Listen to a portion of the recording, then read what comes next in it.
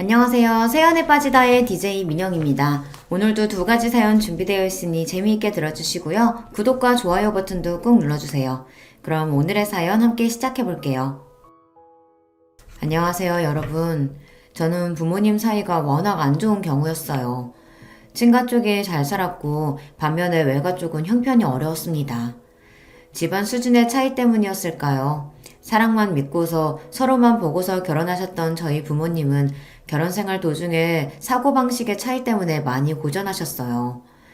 태어나고 자란 환경이 달랐기에 그것으로 인한 차이는 쉽게 극복할 수 있는 게 아니었나 보더라고요. 이래서 사람은 서로 비슷한 환경에 상대하고 결혼을 해야 편하다는 말이 있는가 봐요. 사실 그렇다고 하더라도 서로를 배려하고 위하고 양보하는 자세만 있었다면 어떻게든 난관을 이겨나갔겠지만 저희 부모님께서는 해당이 안 되었던 것이겠죠. 부모님은 양가의 반대를 뒤로하고 결혼하셨던 분들이에요. 그래서 양가 어른들이 저희 부모님을 바라보는 눈초리가 내내 곱지 못하였죠. 지지를 계속 얻지 못했습니다. 아버지가 1남 3녀 중에 유일한 아들이신 분이거든요. 그리고 친가는 워낙 아들을 우선시하는 가풍이 있었고요. 내가 일찍부터 우리 아들 좋은 집 아가씨라든지 그게 아니면 많이 배워서 고상하고 지적인 인물하고 결혼시키려고 했었어. 에이, 근데 어디에도 해당되지 않는 그런 며느리를 맞을 줄 상상도 못했네. 친어머니께서는 저희 엄마를 당연하다면 당연하게 처음부터 무척이나 마음에 안 들어 하셨습니다. 집안이 좋은 것도 아니고 돈이 있는 것도 아니고 가방끈이 길거나 하면 모르겠는데 그것도 아니면서 특별히 잘난 구석도 없었거든요. 친할머니의 눈에 비친 저희 엄마의 모습은 그야말로 빵점짜리 며느리였다고 합니다. 그래서 기함을 하셨으나 결국에는 자식 이기는 부모 없다는 말처럼 결혼을 강력하게 고집하시는 아버지의 뜻을 꺾지 못하셨던 거예요. 외가는 또 외가 나름대로 엄마가 집안 수준 차이 나는 사람하고 결혼하겠다고 그러니 난리였고요. 그 집안에서 널 반기지도 않는데 너는 왜 구태여 그런 가시밭길을 걸으려고 해? 사람은 뭐든 자기 분수에 맞게 살아야 되는 거야. 그래야 마음 편안하고 행복한 거야 이거사. 너 잘 생각하고 결정해야 돼. 외할아버지께서는 안 봐도 앞날이 뻔하다고 여기시며 엄마에게 이 결혼을 하지 말라고 몇 번이나 말씀을 건네셨다고 해요. 그러나 당시 엄마의 귀에는 아무것도 들리지 않았던 것입니다. 뭐에 홀린 것처럼 그저 머릿속에는 아버지와 꼭 결혼을 해야 한다는 생각밖에는 없었다고 하네요. 이렇듯 양가의 여론이 좋지 못한 상황에서 억지로 강행하여 결혼을 하게 되었는데 그러고 나서 아버지가 좋은 모습을 보이며 잘 사시지 못했거든요.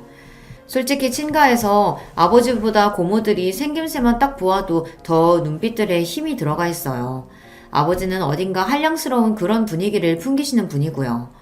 그런 분이 당시에는 나이도 젊으셨으니까 한마디로 나이를 허먹어서 철이 없는 분이셨죠. 처자식을 책임지며 늠름한 가장으로서의 모습을 보이셔야 할 아버지가 되려 더더욱 함심한 행보를 보이시는 것에 친할아버지께서는 상심이 너무 크셨던 나머지 어느 날 뒷목 잡고 쓰러지셨습니다. 아들놈을 아주 잘못 키워도 한참 잘못 키웠어. 정신 차릴 거라고 믿었었는데 이제는 가망도 없어 보이는구나. 자기 처자식도 제대로 돌보지 못하는 저딴 놈이 어떻게 희망이고 미래가 있어. 다 끝난 거야. 끝났다고. 하다 이제는 아버지가 노름판을 기웃거리기까지 하셨던 그런 무렵에 벌어진 일이었어요. 친할아버지께서는 쓰러지신 이후로 건강에 직격탄을 맞으셨고요. 점점 더 악화만 되어가셨고 회복세는 꿈도 못 꾸었습니다. 당신의 아들이 원망스럽다고 하시며 몸져 누우신 친할아버지를 바라보시는 동안 친할머니의 속에 열불이 타오르고 있었죠. 크게 분노하신 나머지 친할머니께서는 이제 당신의 아들로부터 등을 돌리고 사시겠다 선언까지 하고 마셨어요. 친할머니로 하여금 못난 아들 쳐내고 원흉인 며느리하고도 선을 딱 그어라 이렇게 행동하시도록 옆에서 열심히 부추긴 존재들이 있었으니 그분들이 바로 제 고모들이었습니다. 뒤에서 고모들이 그런 공작까지 벌이고 있는데 저희 엄마가 뭘 어떻게 당해내실 수 있었을까요? 그저 팽하면 팽하는 대로 팽 당하셨고요. 원망의 화살이 날아오는 대로 그걸 맞고 쓰러지시는 것밖에는 하실 수 있는 게 없었습니다. 결혼 생활에서 돈과 사랑 둘 중 어떤 것이 더 중요할까요? 결혼은 사랑을 가장 큰 전제로 하는 행위죠. 그러나 확실한 건 돈이 없으면 살기 힘든다는 것입니다. 이상과 현실은 언제나 다른 법이잖아요. 사랑이 이상이라면 돈은 현실이었습니다. 잘 사는 쪽인 친가의 외면을 받게 되자 그것만으로도 저희 집은 어려워졌습니다. 우선 아버지가 마음을 전혀 다잡지 못하셨고요. 그로 인해 엄마도 더더욱 힘들어 하셨죠. 두 분의 입에서는 언제나 돈 타령이 흘러나왔습니다. 그놈의 돈이 사람을 얼마나 예민하게 만들고 또 비참하고 처절하게 만드는지 저는 부모님의 날이 선 대화들 덕분에 아주 어렸을 적부터 깨우쳤었네요. 결국 제가 9살이 되었을 때 부모님이 따로 살기 시작하였습니다.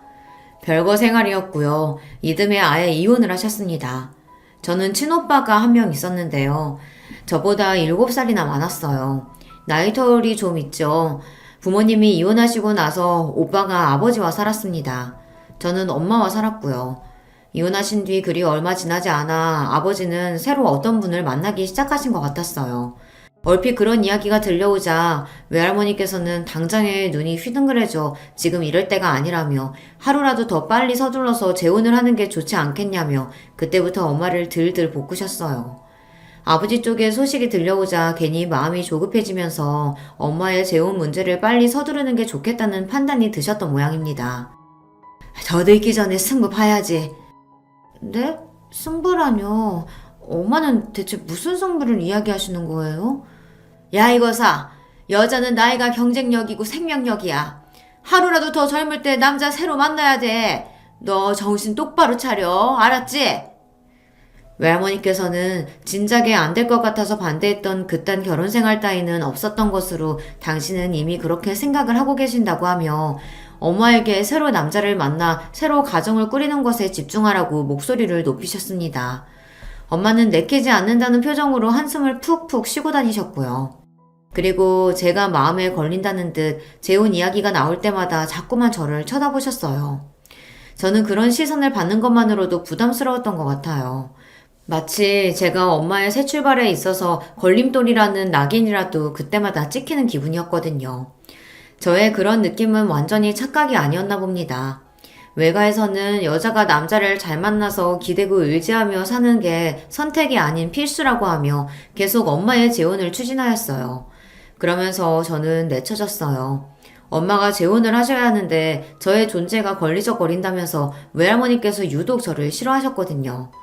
변변하지 않은 외가의 형편에 저를 도맡아 키우기도 부담스럽다고 하셨고요. 그 결과 저는 친가로 보내셔서 친할머니와 함께 지내게 되었습니다. 어쩌다 보니 그렇게 되더라고요. 친할아버지께서는 돌아가신 뒤였고요. 저는 중학교 입학 직전부터 친할머니와 살게 되었습니다.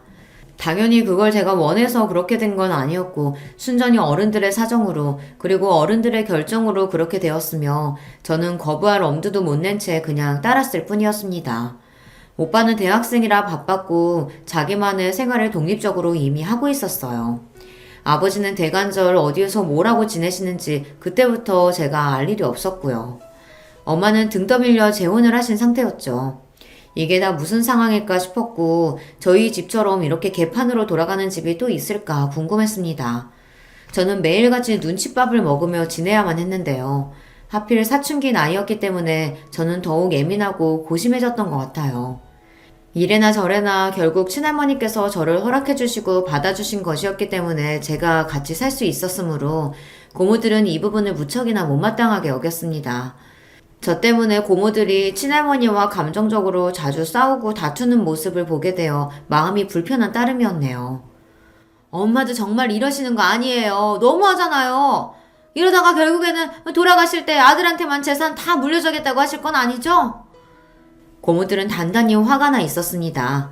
지금까지 효도는 딸들이 다 해왔고 부모 속 한번 크게 안 썩이고 사고 한번 안 치며 조용히 잘 살아왔건만 온통 자기 멋대로인 아들이 옛날에 대우와 편애를 받았던 것으로도 모자라서 그 아들이 싸질러 놓은 똥을 집에 끌어안고 수습하는 꼬라지가 너무나도 보기 싫다는 이야기였습니다.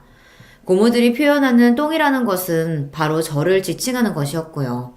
아버지가 싸질러 놓은 똥으로 비유되는 존재가 저라는 것에 사춘기 나이에 얼마나 충격을 받았고 상처를 받았는지 몰라요. 하지만 고모들은 친할머니의 딸들이었고 미운 오리새끼인 제가 넘볼 수 있는 위치가 아니었습니다. 저는 한없이 그저 더더욱 눈치나 보며 땅굴을 파는 수밖에 없었네요. 고모들은 저를 향해 집안의 재산을 한 푼도 탐내지 말라고 엄포를 놓으시기도 했었어요. 너 혹시나 착각하지 마라. 네 몫은 없어. 너 걷어주고 먹여주고 입혀주고 이러는 것만으로도 너는 감지덕지인 줄 알아. 감사한 줄 알고 매사에 겸손하란 말이야. 알았어? 항상 주제 파악 잘하고. 고모들은 제가 거슬려서 미치겠다는 당신들의 심정을 숨길 신용조차 안 하셨고 눈빛과 말투로 전부 드러내셨습니다. 노골적으로 누군가로부터 미움을 받는다는 건 정말 괴롭고 힘든 일이었어요. 아무리 의연해지려고 해봐도 마음 먹은 것처럼 되지를 않았죠. 괜찮은 척을 하는 것조차 너무 힘들었어요. 차라리 고모들이 아예 친할머니와 심각하게 싸우고 사이가 틀어져서 서로 안 보고 살게 되면 좋겠다고 그런 기도를 속으로 할 정도였죠. 하지만 야속하게도 그런 일은 일어나지 않았고요. 고모들은 꾸준히 친할머니께 안부를 전해왔으며 종종 찾아오시는 경우도 있었습니다. 저는 집에 고모들이 와 있을 때면 한 공간에 있는 것도 불편해서 일부러 계속 밖에 있었어요. 정처 없이 길을 떠돌다가 한참 만에 집에 돌아갈 때도 있었고요. 어머나, 너 이제 오니? 뭐 하다가 이제 와? 이런 늦은 시간에. 아, 고모 계셨어요? 그게 오늘 학원이 좀 늦게 끝나서요. 고모들이 이미 가신 줄 알았다가 집에서 맞닥뜨리면 심장이 바닥까지 내려앉는 기분이었습니다. 우물쭈물 억지로 핑계를 대고 나면 오만 잔소리가 날아들었댔죠. 학원비가 얼마냐, 학원은 어디 동네로 다니냐, 너 성적 얼마나 나오냐, 목표 대학은 어디냐, 지금 용돈은 얼마 받냐, 이런 질문들은 제 숨통을 조여왔습니다. 고모들은 망설임 없이 저를 애물단지라고 칭하였어요. 얘가 보니까 서울대 갈 머리도 아니라서 공부 쪽으로 기대하긴 글렀어. 돈만 잡아먹는 괴물이지. 완전 민폐덩어리가 따로 없어. 제가 남의 집에도 아니고 당신들의 친조카인데 어떻게 말을 그렇게 무정하게 하실 수 있냐고 그렇게 따져먹고 싶은 것이 본심이었으나 매번 꾹 참았습니다. 저는 얹혀 사는 입장이었고 민폐만 끼치는 존재였는데 성질머리까지 더러우면 큰일 날 것 같아서요. 쫓겨나기라도 하면 그때는 정말 막막해지는 것이었습니다. 저를 받아주신 친할머니를 실명시켜드리는 것도 무서웠고요. 그래서 착하고 조용하기라도 해야겠다는 일념하에 그렇게 굴었어요. 고모들이 친할머니와 감정적으로 그렇게 다투면서도 왜 자꾸 왕래를 이어가는 건지 저는 원망스러운 궁금증을 품었는데요. 그 이후로 머릿속에 자연스레 돈이라는 글자가 떠오르더군요. 더 구체적으로는 친가 집안의 재산 말입니다. 그 재산 때문에 고모들이 그러시는 것 같았어요.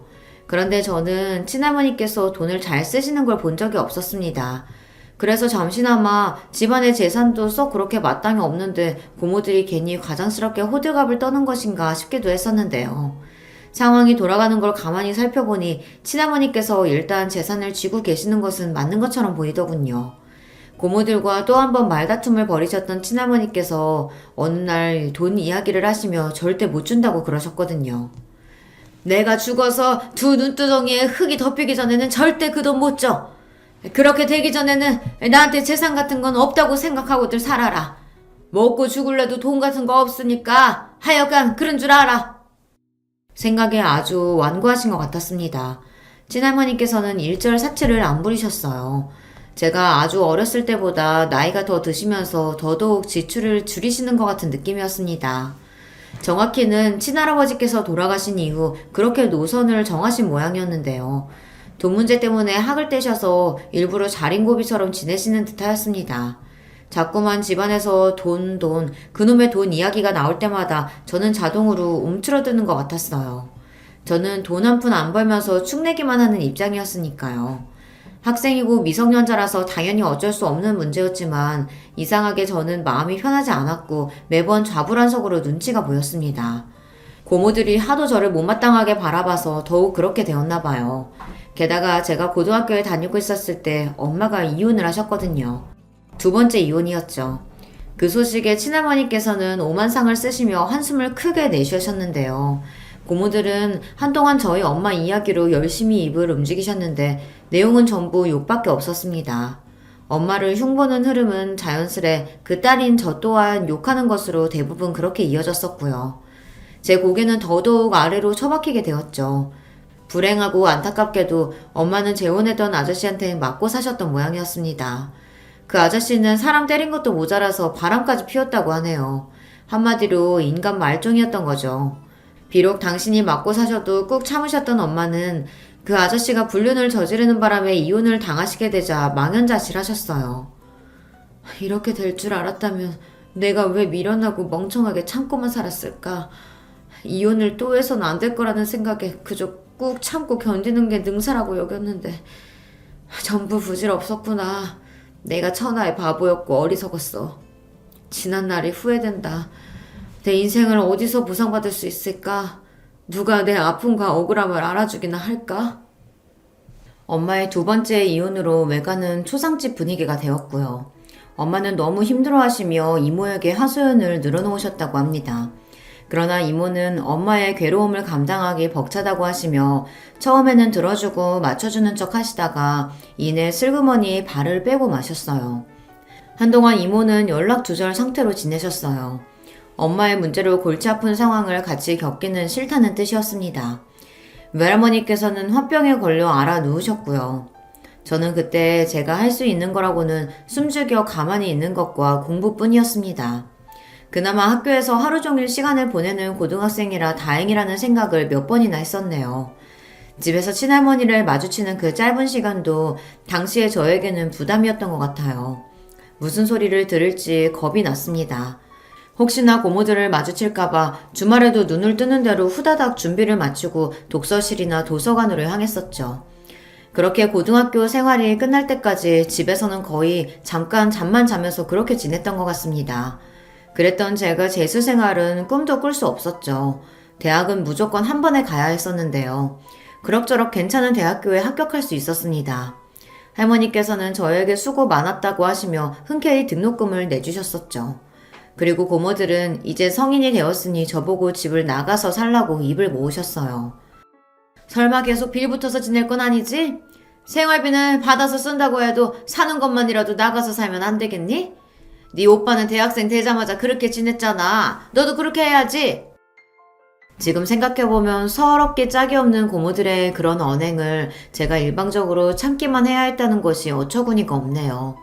하지만 당시에는 그저 입을 꾹 다무는 수밖에 없었어요. 저도 나가서 살 수만 있다면 그것이 최선이라고 여기고 있었기에 당장 자취생활을 시작했습니다. 할머니께서는 나이도 어린 여자애가 혼자서 어떻게 살겠냐며 걱정하셨지만 당시에 저는 그게 어느 정도 가식일 거라고 여겼던 것 같아요. 그저 빈말로 그렇게 말씀을 건네신 것 뿐이라고 여겼던 것이었죠. 얼떨결에 떠맡다가 꽤 오래 감당하고 있어야 했던 짐, 그게 바로 친할머니에게 저라는 존재였을 텐데 제가 눈치껏 사라져 드리는 게 좋을 것 같더라고요. 양심적으로 구는 게 맞을 것 같았어요. 그래서 자취생활을 바로 시작했었고 전공이 같은 한 살 위 언니하고 학교 인터넷 게시판을 통해서 알게 되어 같이 룸메이트 생활을 하며 돈을 아낄 수 있었습니다. 금전적인 지원은 처음 자취생활을 시작했던 그때만 받았던 듯 싶네요. 그 이후로는 알아서 생활비를 벌어서 지냈어요. 닥치는 대로 아르바이트를 했고요. 그런 생활에만 몰두하면 성적 관리가 안 되니 남은 시간에는 학교 열람실에 처박혀서 지냈습니다. 게다가 열심히 대학 생활을 하고 있던 저에게 엄마가 연락을 해오셨어요. 우리 딸 잘 지내지? 왜 이렇게 보고 싶은지 모르겠다. 생각만 해도 그냥 막 눈물이 날 것 같아. 저를 생각하시는 것만으로도 눈물이 난다고 하시며 제가 너무 보고 싶다고 그러셨습니다. 다른 사람도 아니고 저희 엄마인데 그렇게까지 말씀을 하시니까 솔직히 한편으로는 어이가 없다가도 무시가 안 되는 거예요. 너무 피곤한 일상 가운데서도 엄마를 만났었죠. 그런데 엄마의 상태가 좋지 못한 게 제 눈에 딱 보여 가슴이 아팠어요. 엄마는 잘 웃으시며 이야기를 하시다가도 갑자기 힘이 쭉 빠진 모습으로 스스로를 비하하는 욕을 중얼거리셨고요.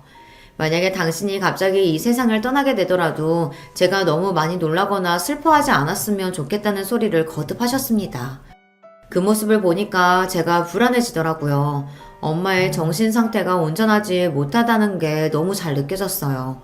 그래서 고민하다가 외할머니께 직접 연락을 드렸어요. 그랬더니 외할머니께서 딱 이런 말씀을 하시더라고요. 힘든 걸로 따지면 내가 제일 힘든데 내가 제일 속상하고 내가 제일 괴롭고 내가 제일 죽을 맛인데 너는 이런 할미한테 웬 소리를 하는 거니? 그런 말씀을 하시니까 제가 말문이 자동으로 막혔습니다. 그렇다고 하시는데 거기다 대고 제가 뭐라고 말씀을 드리겠나요? 엄마가 그동안 의지할 곳 하나 없이 심적으로 방황을 크게 하시며 너무 힘드셨겠구나 싶어 제가 잘 돌봐드려야겠다는 마음을 먹게 됐었죠. 저라고 해서 그게 달가웠던 건 아닙니다. 저야말로 제 코가 석자였다고 말씀을 드리고 싶네요.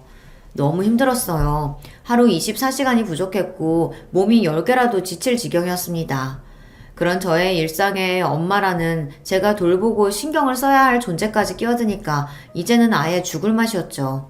그냥 정신력으로 일을 악물고 버텼던 것 같아요. 그러는 수밖에 없었으니까요. 그때 하루하루를 너무 악착같이 지냈기 때문에 저는 대학 시절을 회상하면 별다른 캠퍼스 추억 같은 게 없어요. 피곤해서 사람들이 많이 지나다니는 도서관 건물 앞에 벤치에서 코를 골며 잠들었던 일화라든지 새벽까지 열람실에서 공부를 하다가 코피가 나서 화장실로 달려가던 도중 넘어졌던 일화라든지 그런 것들밖에는 이렇다 할 일도 없었죠. 죽어라 노력해서 졸업까지 무사히 했었고 쉬면 안 될 것 같아서 무작정 빠른 취업부터 했었습니다. 그때도 왠지 친할머니나 고모들의 눈치가 보였던 것 같아요. 고모들이 제 쪽을 주시하면서 혹시나 집안의 원조를 바라는 건 아닐지 감시하는 기분이 계속 들었기 때문입니다. 습관적으로 억눌려 있었던 것이죠. 그래서 즉각 취업을 했었고요. 그러고 나서 입사 한 달 뒤 첫 월급을 받았었는데 기쁘고 성취감이 들다기보단 되게 허무하고 머리가 멍해지더라고요.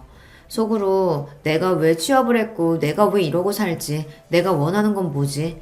돈을 많이 버는 건가? 벌어서 근데 뭘 어쩔 거지? 이런 질문들만 끊임없이 들어 괴로웠던 것 같아요. 마음의 병을 앓고 계시는 엄마에게 의지할 수도 없고 내가 더 이상 짐이 되어서는 안 된다는 그 압박감이 제 스스로의 목을 조르고 있었던 걸 그때 깨달았습니다. 저 같은 사람은 함부로 연애를 하고 결혼을 꿈꾸면 안 될 것 같았어요. 나 같은 사람은 누구 만나서 결혼해봤자 잘 살기는 진작에 글렀을 거야. 좋은 조건의 사람 운 좋게 만나서 결혼한다고 해도 결국 엄마와 같은 꼴이 되겠지. 엄마의 전철을 밟을 게 틀림없어. 많이 지쳐버렸던 저는 꽤나 비관적인 자세를 가지고 있었습니다. 부모님의 이혼 이후 거의 소식을 주고받지 않으며 지냈던 친오빠였는데요. 그런데 신기하게 오빠도 결국 저와 비슷했던 모양이더라고요. 외국으로 아예 떠난다는 연락을 받게 되었어요. 살면서 겪어온 이런저런 상황에 질리다 못해 아예 이 나라를 떠버리고 싶다는 생각을 진작부터 해왔다고 하더라고요. 비록 친밀한 남매 사이는 아니었으나 같은 환경을 공유했다는 것만으로도 동질감이 느껴져서 그제서야 비로소 오빠가 가깝게 느껴졌던 순간이었네요. 연락을 주고받자며 약속을 했었고 각종 연락처를 그때 교환했었고요. 오빠가 혼자서 몰래 여러가지 준비를 해왔다가 외국으로 홀연히 떠나버리자 아버지도 그것에는 충격을 받으신 모양이었습니다. 이놈의 망할 집구석 때문에 내가 내 아들하고 정상적으로 지내지도 못했어. 그런데 희한하게 화살을 집안에게 돌리시더군요. 집안이 이상해서 오빠가 떠난 거라고 하였습니다. 아버지는 그동안 사실혼 관계에 있는 아주머니와 지내오신 바였어요. 그러면서 오빠는 뒷전이었습니다. 그러셨던 주제에 아들에게서 아버지 대접은 받고 싶었던 모양이더라고요. 그게 깨지니까 괜히 분해서 애먼 곳에 화살을 돌리셨던 것이었죠. 그리고 고모들은 폭발하였습니다. 본인이 똑바로 안 해놓고 여태까지 한 번이라도 똑바로 살아본 적이 있었어? 자기 아들 자기가 등한시 해놓고서 왜 애먼 사람들을 잡아? 그러면서 그때 고모들이랑 아버지가 대판 싸웠습니다. 그동안은 똥이 더러워서 피하지 무서워서 피하는 것은 아니라는 식으로 고모들은 아버지를 무시했었고 아버지 또한 고모들을 모른 척 했었거든요. 그런데 이때 제대로 맞붙은 것이었죠. 당연히 쪽수가 많은 쪽이 우세할 것처럼 보였으나 아버지에게는 우군이 있었습니다. 바로 친할머니 말입니다. 자식 문제로 골머리 앓고 있는 사람한테 너희는 그러고 싶니? 너희들은 어쩜 그렇게 매사에 냉혈하니야? 평생 그 모양이구나. 고모들에게 일침을 놓으셨습니다. 그러자 고모들이 굉장히 기가 막혀 하시며 절대로 아버지 같은 한심한 인물이 집안의 재산을 밖에 두진 않을 테니 두고 보자는 말씀들을 남기셨어요. 재산 이야기가 나오니까 그때 아버지가 발끈하셨고요. 그러면서 고모들과 2차전을 벌이셨고 완전히 사이가 틀어져 버렸습니다. 그런데 저는 어쨌거나 아버지의 자식이었고 그러면서 아버지로부터 완전히 잊혀진 자식처럼 여겨지며 친할머니와 7년간 살기도 했던 그런 존재였고요. 그러니까 집안에서 제가 되게 애매한 위치였습니다. 이럴 때일수록 저는 늘 그랬듯이 조용히 숨죽이고 있는 게 능사라고 여기며 가만히 있었습니다. 아무 소리도 안 했고 아무 참견도 안 했어요. 여전히 돈 달라는 요구도 안 했고요. 제 힘으로 알아서 살았습니다.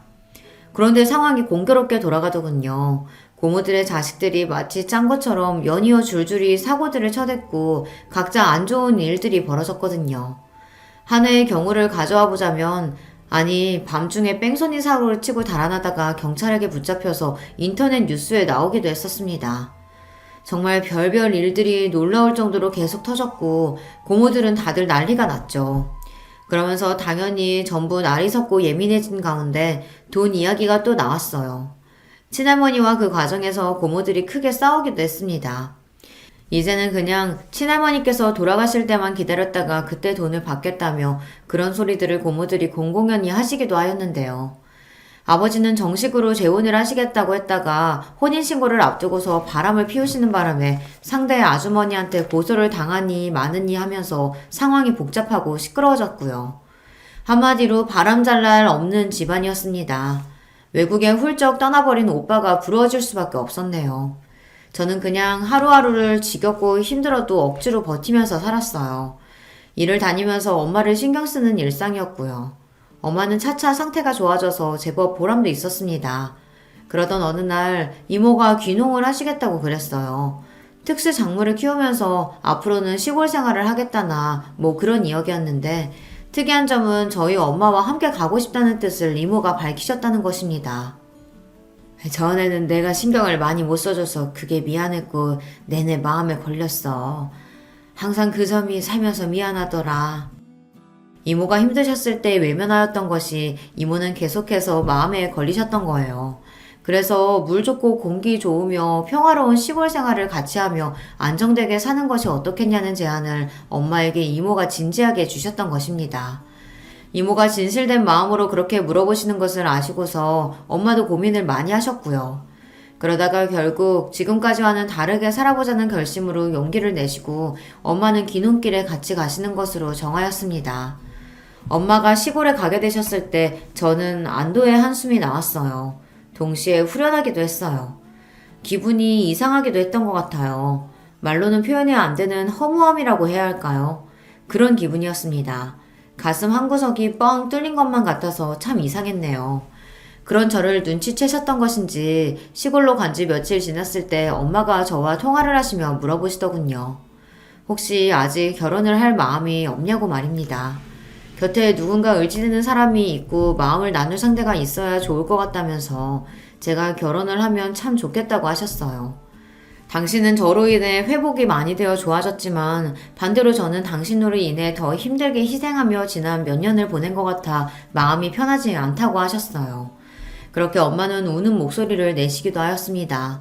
저는 습관적으로 결혼 생각이 없다고 말씀을 드렸다가 엄마가 저에게 그게 진짜 네 본심이냐고 물어보셨을 때 갑자기 목구멍에 뭐가 걸린 느낌이 들었어요.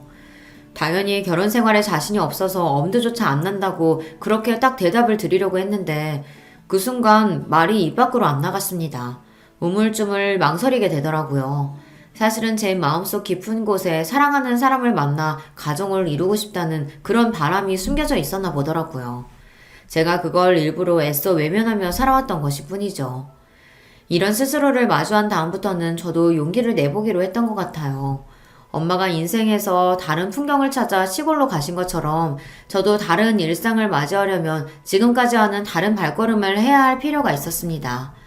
작정을 하고서 누군가를 만나보려고 했는데 그게 생각처럼 쉽지가 않았어요. 이 남자를 만나도 저 남자를 만나도 이상하게 마음이 설레지가 않더라고요. 제 자신이 너무 이상한 사람인가 싶어서 엄마에게 이런 제 문제를 털어놨었는데요. 엄마는 놀랍게도 무조건 저를 지지해 주셨어요. 아니야, 급할수록 돌아가라고 하잖아. 굳이 성급하게 끌리지도 않는 남자 보며 애쓸 필요 없다. 그래도 엄마는 제가 이왕이면 하루라도 빨리 결혼하길 바라시는 거 아니에요? 못난 이 엄마 팔자 네가 닮을까봐 그게 걱정일 뿐 결혼은 얼른 했으면 좋겠지. 그치만 진짜로 사랑해서 결혼하더라도 너 죽고 나 죽고 하는 게 결혼 생활이야. 그럴 판국에 진짜 사랑도 아닌 것 같은 그런 남자하고 결혼하려고 애쓸 필요가 그게 없다는 거지. 그건 시작부터 불행으로 덮어놓고 가자는 얘기거든. 엄마가 진지한 목소리로 해주신 말씀에 제가 안심이 됐었네요. 그리고 어느새 엄마에게 상담을 하고 도움을 받는 제 자신을 발견할 수 있어 그 점이 놀랍고도 좋았습니다. 낯선 시골 생활이긴 해도 이모와 더욱 티격태격 싸우기도 하지만 어쨌든 피를 나눈 친자매이기 때문에 결국은 돌고 돌아 화해를 하며 그렇게 지내며 차츰 서로 인정하고 양보하는 법을 배우고 있다고 엄마는 그런 근황을 전해주기도 하셨어요. 시골 생활이 풍족함과는 거리가 멀었지만 적어도 마음의 풍요는 찾으신 것 같아 저는 그게 흐뭇하더라고요. 그렇게나 작정을 하고서 상대를 찾을 때는 안 만나지던 인연이 마음을 놓고 나서 편하게 지내니까 알아서 다가오더군요. 신기한 일이었어요. 저보다 2살 많은 남자였고 또래라서 대화가 처음부터 정말 잘 통했답니다. 만나고 1년 됐던 해에 결혼 이야기를 처음 나누게 됐을 때 그때부터 차근차근 미래를 약속해 나갔어요. 얼굴에 구김살이 없는 사람이었죠. 마치 세상의 풍파를 겪어본 적 없는 것처럼 보일 때도 있었는데요. 저는 그런 점이 마음에 들었고 그늘 한 점 없이 해맑은 면을 보면서 부럽기도 하고 닮고 싶다는 생각도 했었어요. 예비신랑 또한 저를 보며 본인한테 없는 부분을 신기해하였습니다. 제가 대학을 다니는 동안 그렇게나 많은 아르바이트를 해봤다는 사실을 처음에는 안 믿으려고 했었네요. 몸이 여러 개도 아닌데 어떻게 그럴 수가 있어? 그 많은 아르바이트를 다 해봤는데 그 성적 유지하면서 졸업까지 했었다고? 와, 말이 안 된다. 이건 진짜로 인간 승리라고 생각해. 대단하고 존경스럽기까지 하다. 나는 누가 나한테 돈 주면서 그렇게 살아보라고 해도 못할 것 같거든. 더군다나 20대 초반의 나이에 인내심이 없어서 불가능한 일이지. 예비 신랑은 살면서 아르바이트를 해본 건 딱 한 번뿐이라고 하더군요. 그것도 생판 모르는 곳이 아니라 사촌 형이 소개시켜준 일자리였다고 그랬어요. 소개로 들어갔던 거니까 아무래도 적응하기도 편하고 여러 가지로 매장에서 편의를 봐주기도 했었다고 하네요. 역시나 저도 살면서 종종 느낀 바였지만 인맥만큼 유용하고 고마운 것은 없더라고요. 이런 것만 봐도 느껴지지만 예비신랑과 저는 결이 다른 사람이었습니다. 살아온 궤적이 완전히 달랐어요. 특히나 저는 가정 환경이 평범하지 않았잖아요. 예비신랑은 너무나도 평범한 가정 안에서 살아왔더라고요. 이런 차이가 있었죠. 그래서 저는 상반된 환경에서 살아온 저희 부모님이 끝내 결혼 생활을 잘 해내지 못하셨던 점이 생각나서 예비신랑과 제가 결혼해서 잘 살 수 있을지 걱정이 되기도 했었답니다. 결혼하고 싶은 마음이 있는 것과는 별개로 존재하는 걱정이었어요. 하지만 뭐든 직접 부딪혀봐야 아는 것이라는 믿음으로 예비신랑과 결혼하겠다는 마음을 돌리지 않았고요. 양가에 결혼하겠다는 뜻을 전하게 되었습니다. 엄마는 너무 잘됐다며 기쁘다고 해주셨고 아버지에게는 말씀을 드리려고 했다가 끝내 망설였고 더 나중에 알려드리는 쪽으로 정했습니다. 오빠한테도 연락해서 결혼할 것 같다고 말했고요. 그리고 친할머니께도 말씀을 드렸어요. 그러자 저를 무척 대견해 하셨습니다. 잘해준 것도 하나 없는데 너는 네가 알아서 뭐든 잘해내었지. 그래서 기특하기도 하고 한편으로는 안쓰럽기도 하고 미안하기도 하구나. 그리고 저에게 미안하다고 그러셨습니다. 저는 그런 소리를 듣게 될 줄은 상상도 못한 바였기에 깜짝 놀랐어요. 친할머니께서는 거칠애로 그런 말씀을 하신 게 아니라 진심이셨어요. 저와 따로 만나서 대화를 하고 싶다고 하셨고요.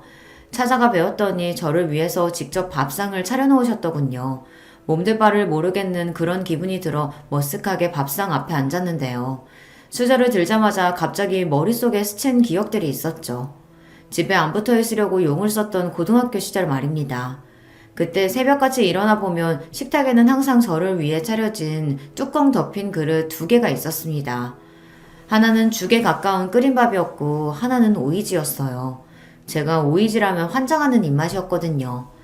저는 이른 아침마다 그걸 먹고서 학교에 갔었고 자정이 거의 다 되어서 깜깜한 밤에 집에 돌아오면 그때는 또 식탁에 계란찜이 담긴 작은 냄비라든지 미역국이라든지 그런 게 있어서 저는 그걸 허겁지겁 먹고 나서 씻고 잠드는 일상이었죠. 그때는 그냥 그걸 당연하게 생각했었습니다. 하지만 지나고 보니까 할머니께서 저를 위해 아침 7시에 먹을 수 있는 밥상과 밤 12시에 먹을 수 있는 먹거리를 항상 미리 준비를 해두셨던 것이라는 그 사실이 저에게 조금 색다른 깨달음으로 다가왔습니다. 그때 생각이 나서 조금 울컥한 심정으로 친할머니께서 손수 차려주신 밥상을 맛있게 먹었네요. 그러면서 친할머니로부터 이런저런 이야기를 들을 수 있었어요. 고모들도 그 자식들도 또한 제 아버지도 전부 가면 갈수록 친할머니의 심경만 복잡하고 힘들게 만드는 존재들로 자리를 잡은 모양이었습니다. 그간 제가 모르고 있었던 자잘한 일들도 많았더라고요. 고모들끼리 심하게 싸워서 이제는 서로 연락도 안 하는 눈치라고 하였고요. 아버지는 정신 못 차리시고 새 여자를 만나셨으며 허황된 사업 이야기를 꺼내시는 바람에 친할머니께서 학을 떼셨다는 후문이었습니다. 너 하나 잘 건졌다는 생각이 요새 들어 내가 자꾸만 들더구나.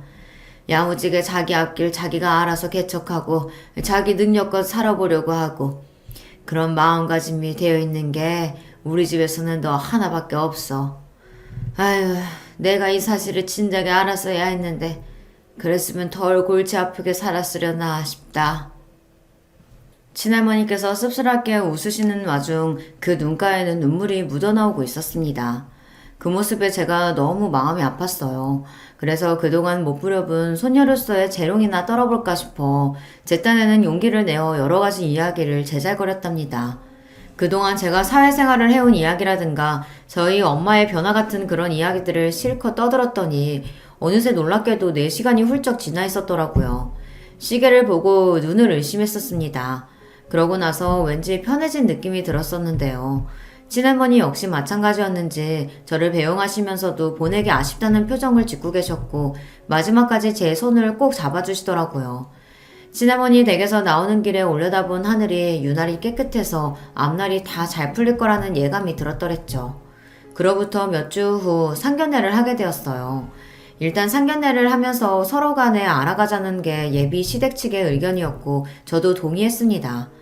그런데 문제는 그때 외할머니께서 갑자기 몸이 안 좋아지시는 바람에 이모 또한 발목을 크게 삐어서 치료를 받고 계시던 와중이었거든요. 그래서 엄마가 도저히 상견례에 참석하실 상황이 아니었어요. 상견례장에는 엄마 대신 친할머니께서 참석해 주시기로 하셨어요. 친할머니께서는 그런 자리에 당신이 가게 되셔서 너무 기쁘고 설렌다고 말씀해 주셨고 제 입장에서는 고맙고 감동적이었습니다. 예비 신랑에게도 그렇게 되었다고 알려주었고요. 아무런 문제가 없을 줄 알았어요. 그런데 당일 상견례장에 도착해보니 예비 시부모님은 물론이고 예비 시누이 둘까지 와 있는 게 아니겠어요. 예비 시누이들은 결혼을 한 상태였고요. 한 명은 심지어 아주 멀리 살기까지 하는 것으로 제가 그렇게 알고 있었기에 상견례장에서 보게 되니까 많이 당황스러웠죠. 그쪽은 인원이 5이었고 저랑 친할머니 달랑 둘이라서 너무 비교가 되었습니다. 룸도 분명히 의자 3개씩 놓고 마주보는 6인 테이블로 잡았다고 예비 신랑이 그랬었는데 그게 아니라 의자가 4개씩 있는 8인 테이블이더라고요. 그래서 예비 시누이 중 한 명이 의자를 모퉁이에 하나 더 놓고 앉은 모양새였어요. 당황한 제가 예비 신랑에게 눈짓을 보냈죠. 그랬더니 저한테 윙크로 화답하더군요. 어이가 없었습니다. 진짜 문제는 바로 그 가족들의 표정이 안 좋다는 것이었네요. 마지못해 슬쩍 미소 짓는 표정들이었고요. 어떻게 모친이 아니라 할머님이 나오셨냐고 예비 시모가 물어보시길래 엄마가 급한 사정 때문에 못 오셨다고 대답해 드렸어요. 예비 신랑이 전혀 자기 가족들한테 언지를 안 해줬나 보더라고요. 이것도 당황했네요. 암만 사정이 있으셔도 그렇지 자식 상견례인데 잠깐 들르는 것도 어려우셨나 보네요. 아, 그게 저희 엄마가 많이 멀리 사셔서요. 양신이 일찍 이혼한 걸로 아는데 그런데다가 멀리 살기까지 해요?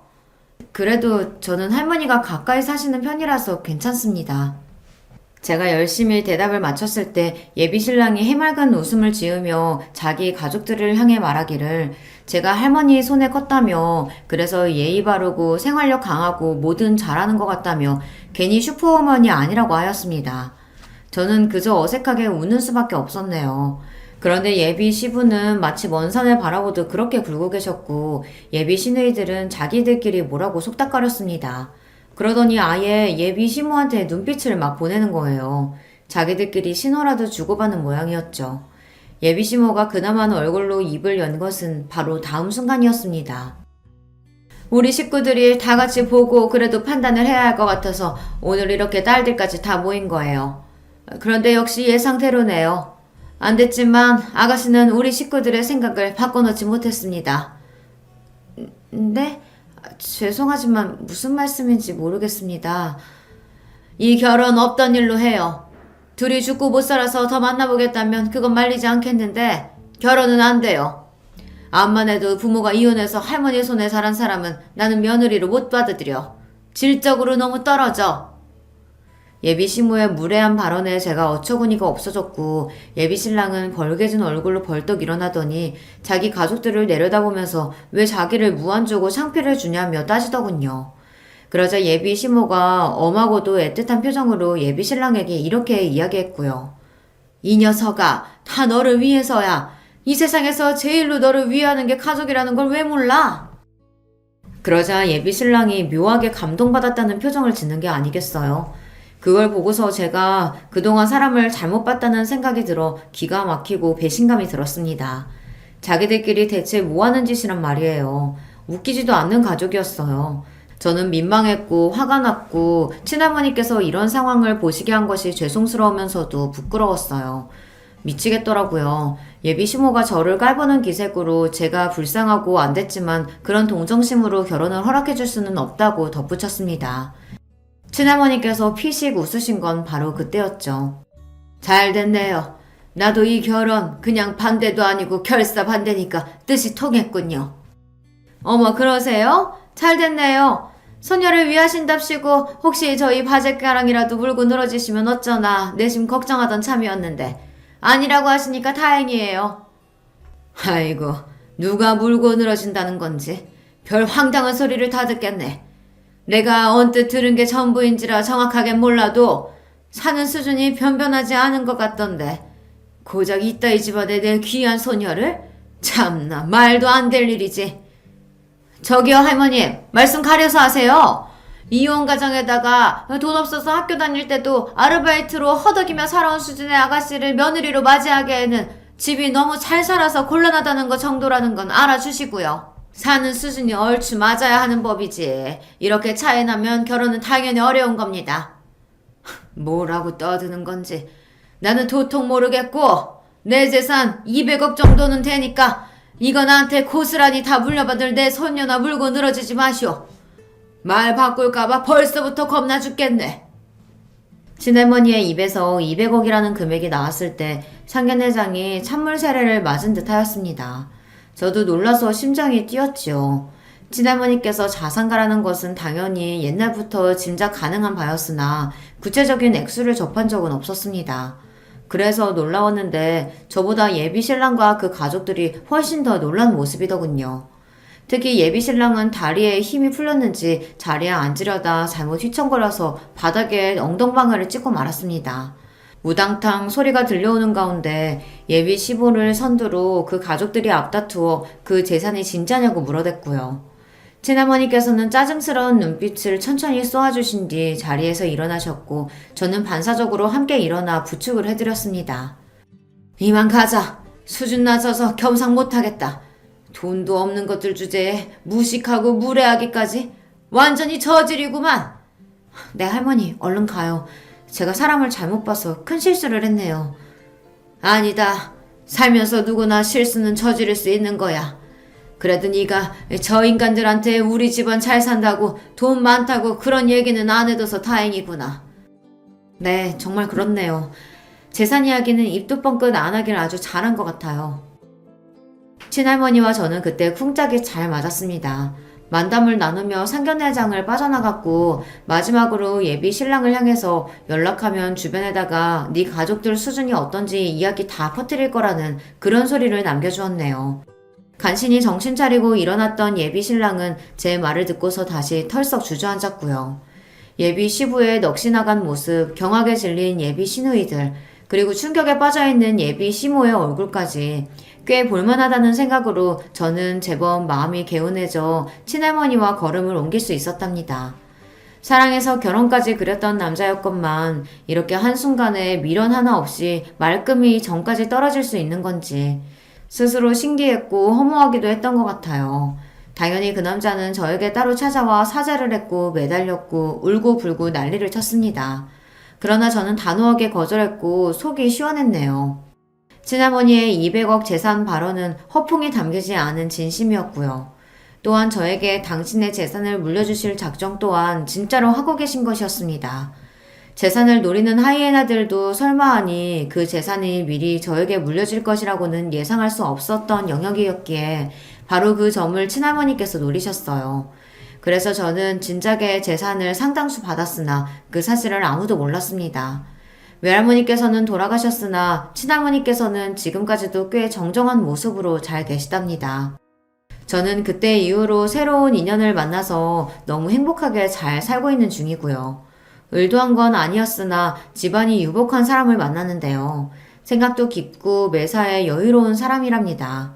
친할머니께서도 무척 흡족해 하셨어요. 저희 엄마도 건강하게 잘 지내고 계세요.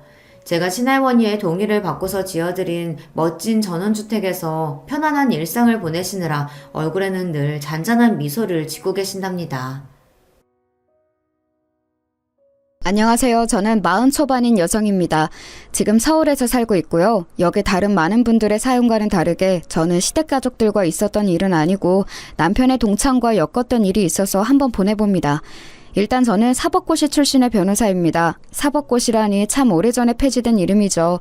제가 02학번인데 대학 졸업 전에 이미 사법고시를 합격해서 연수원에 들어갔었으니 상당히 이르게 합격하여 일을 시작했던 편입니다. 덕분에 연수원에서든 동기들 중에서든 거의 막내에 가까웠어요. 물론 최연소 합격자는 아니었습니다. 저보다 더 어린 친구가 둘 있었거든요. 제가 대학을 좀 오래 휴학하고서 사법고시를 준비했던 것도 있고 해서요. 아무튼 꽤 어린 시절에 이미 일을 시작했던 터라 법조계 쪽에서 잔뼈가 굵은 변호사입니다. 물론 제가 변호사로 일을 시작한 것은 아니었고요. 연수원에서 판사 임용이 될 정도의 성적은 안 나왔던지라 검사로 임용이 되었습니다. 판사는 아시겠지만 연수원에서 탑티어들이 가는 곳이라서 저는 검사로 지망했었죠. 무난하게 검사 임용으로 일을 시작해서 경력을 쌓고 나서 변호사로 개업을 하게 되었습니다. 물론 검사로 일을 상당히 오랜 기간 한 편이었어요. 지금부터 말씀드릴 사연은 제가 30 중반 시절 있었던 일입니다. 당시 저는 꽤 오래 검사 일을 하다가 나와서 변호사를 막 개업했던 시절이었죠. 저는 검사로 일하던 30살 때 결혼해서 남편이 있었습니다. 남편은 법조계 사람은 아니었고요. 일을 하다가 만났던 회계사였습니다. 사건에 좀 억울하게 휘말릴 뻔했는데 제가 사건 처리를 하면서 아닌 것을 밝혀주어서 남편이 고마워했고 저한테 따로 연락을 하다가 사귀게 되었고 그러다가 결혼까지 하게 되었었죠. 일단 남편이 어떤 사람인지부터 말씀드려야겠네요. 남편은 무척 순한 사람입니다. 회계사답게 꼼꼼하고 원칙주의자인데다가 사람이 꽉 막힌 데가 있어서 답답할 정도이기도 한데요. 물론 저도 검사라니 꽤나 답답하게 정도를 걸어야 한다고 생각하는 사람이긴 하지만 남편은 그 정도가 아닙니다. 사람이 아주 길 하나를 가르쳐주면 그거 외에는 가지 않으려고 하는 사람이기도 해요. 큰 소리 나는 것이나 폭력 있는 것을 끔찍하게 싫어하기도 하고요. 그래서 처음에 제가 검사로 일하면서 사건 사고 현장을 목격하고 거친 범인들이나 참고인들과 실랑이 하는 것을 아주 걱정스럽게 바라보기도 했어요. 남자인 자기도 무섭고 꺼려지는 일을 여자인 제가 한다면서요. 게다가 제가 체구가 마르고 작은 편이라서 처음에는 더욱이나 저를 보호하고 싶어 했죠. 물론 사귀고 나서는 제게 보호받는 처지가 되기는 했지만요. 성격이 그 모양이니 어릴 때부터 아주 공부 잘하는 모범생의 부모님 말씀은 한 번도 어긴 적이 없다고 하더라고요. 그런 면이 마음에 들어서 결혼한 것이라 남편이 순하고 시부모님 말씀 잘 듣는 것에는 아무런 불만이 없습니다. 사실 저희 시부모님은 매우 합리적이시고 남편과 저보다 훨씬 융통성 있는 분들이셔서 저희가 뭐 불만을 가질 만한 구석이 없었죠. 시댁은 그리 잘 사는 편도 아니고 그냥 평범한 회사원 집안이었지만 저희한테 노후를 기대셔야 할 만큼도 아니셨고요. 그런데 결혼하고서 5년 지난 35 어느 날 남편이 갑자기 동창 모임에 저한테 같이 가자고 청하더군요. 무슨 일이야? 동창 모임 그동안 자기만 나갔었잖아. 그동안은 자기가 너무 바빠서 그랬지.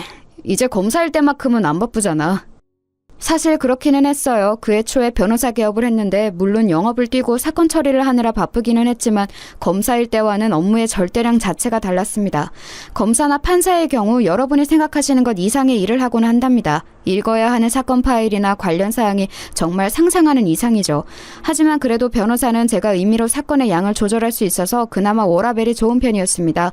그런 제 모습을 알았기 때문에 결혼 후 5년 동안 남편은 계속해서 혼자 동창 모임에 나갔지만 올해는 저와 같이 나가자고 한 거였죠. 아니 그럼 여태까지 부부 동반이었는데 계속 자기 혼자 나갔던 거였어? 그렇지 뭐 반잠도 못 자고 밥도 제대로 못 먹는 사람한테 동창 모임 나가자고 어떻게 말해? 남편은 당연하다는 듯이 말했어요. 사실 그렇기는 했지만 그래도 5년 동안 한 번쯤은 욕심내볼 법한데도 한 번도 제게 말도 안 꺼냈다는 게 귀엽기도 했습니다. 저는 그럼 그러자고 말하고서 남편이 부끄럽지 않도록 좋은 옷을 꺼내 입고 머리도 잘 만지고서 그날 동창 모임을 가기로 했습니다. 남편은 지방에서 고등학교를 나왔어요. 그래서 고등학교 동창회가 일종의 향유의 느낌도 있는 거였죠. 저는 외국어 고등학교를 나와서 친구들이 전부 다 비슷한 업종에 일하고 있었고 서울 출신이라서 분위기가 좀 다를 거라고 기대하기는 했습니다. 저희는 고등학교 때 친구들이 거의 동창 모임도 필요 없이 자주 만나서 수다를 떠는 사이기도 했기 때문에 사실상 동창 모임이 평소 친구 모임이나 다를 바가 없었거든요. 그런데 남편은 딱 1년에 한 번 만나는 모임이라고 하더군요. 그래서 친구들도 그렇게 친하지는 않고 그때그때 연락되는 사람들이 안 나오다가 다시 나오기도 하고 그런다고요. 그런데 이번에는 호텔에서 하네? 우리 원래 이렇게 고급스럽게 안 하는데. 누가 뭐 돈 좀 벌었나? 동창 모임 누가 한 명이 지원해주기도 하잖아. 우리 동창 중에 그렇게 돈 많이 번 놈이 있을까? 그건 잘 모르겠다. 남편은 연신 고개를 갸웃거리더군요. 뭐 사업을 하는 사람이 있다면 얼마든지 갑자기 돈을 많이 벌 수도 있는 노릇이었으니까요. 그리고 여태 연락 안 되던 사람이 갑자기 나타났을 수도 있는 거고요. 그래서 저희는 동창 모임 공지가 뜬 대로 서울의 한 호텔 식당으로 찾아갔죠. 나름대로 큰 홀을 빌렸더군요. 호텔이라고는 하는데 그렇다고 정말 5성급 으리으리한 곳은 아니었고요. 그냥 적당한 곳이었지만 분명히 이 정도 인원의 모임을 하려면 돈이 많이 들었을 것임은 확실했죠. 거의 100여 명이 모인 상태였으니까요. 저희 때는 고등학교에 사람이 워낙 많았을 때였고 남편네 학교도 한 학년의 전교생을 합하면 거의 1000명 가까웠다고 했거든요. 이 정도면 그 숫자에서 적게 모인 거겠죠. 야 진석아 너 왔어? 그때 홀에 모인 사람들 중에서 누군가가 남편한테 말을 걸더라고요. 남편은 반갑게 인사하면서 악수했죠. 야, 너 결혼하고서 아내분 전혀 안 모시고 나오더니만 이렇게 같이 왔구나. 안녕하세요, 재수씨. 결혼식 때 뵙고 처음인 것 같네요. 그러고 보니 저희 결혼식 때 5년 전 한 번 왔던 분이었어요. 아마 동창 모임 때는 남편하고 빠짐없이 만났던 제법 친한 동창인 것 같았는데 저로서는 몇 년 전 한 번 만났을 뿐이니 알 수 없었죠. 아유, 여전히 미인이시네요. 여전히 검찰에서 일하시나? 친구가 말끝을 흐리면서 남편을 바라보자 남편이 고개를 저었어요. 아니야, 올해 변호사 개업했어. 아, 그러셨구나. 앞으로 잘 부탁드립니다. 저도 혹시 신세질 일이 있을지 모르니까. 친구는 너털 웃음을 지으면서 저한테 명함을 건넸고 저도 명함을 줬습니다. 남편 친구라고 해서 딱히 잘 봐줄 생각은 없었지만 어쨌든 의뢰인이 될지도 모르는 사람이니까요. 저는 그 친구가 가고 나서 남편의 옆구리를 찔렀죠. 혹시 지금 동창 모임에 나 뭐 하는지 다 소문났어? 아니야 절대 아니야. 쟤하고 그때 우리 결혼식에 왔던 애들 몇만 알고 나머지는 몰라. 나 고등학교 동창 애들이랑 별로 안 친한 거 알잖아. 저는 평소 제 직업으로 유세 떠는 것을 싫어했기 때문에 조금 날카롭게 말이 나왔고 남편은 화들짝 놀라서 손을 저어댔습니다. 뭐 모임에서 몇몇이 알고 있으면 많이들 알기는 하겠죠. 하지만 이 동창 모임은 꽤 서로 대면대면한 사이들인 것 같았기 때문에 저는 그냥 고개를 끄덕이고 알았다고 했어요. 그러고서 마주치는 남편의 동창들마다 인사를 하는데 참 귀찮고 피곤하더군요. 물론 저도 일 때문에 행사에 가서 아는 이들과 인사를 해야 하는 경우는 무척 많았지만 남편의 동반자로 같이 가서 인사를 하는 경우는 처음이었거든요. 나서기를 싫어하는 편이라서 그냥 얌전하게 뒤에만 서서 미소 짓고 인사만 하려니 무슨 고개 까딱거리는 인형이 된 것 같기도 하고요.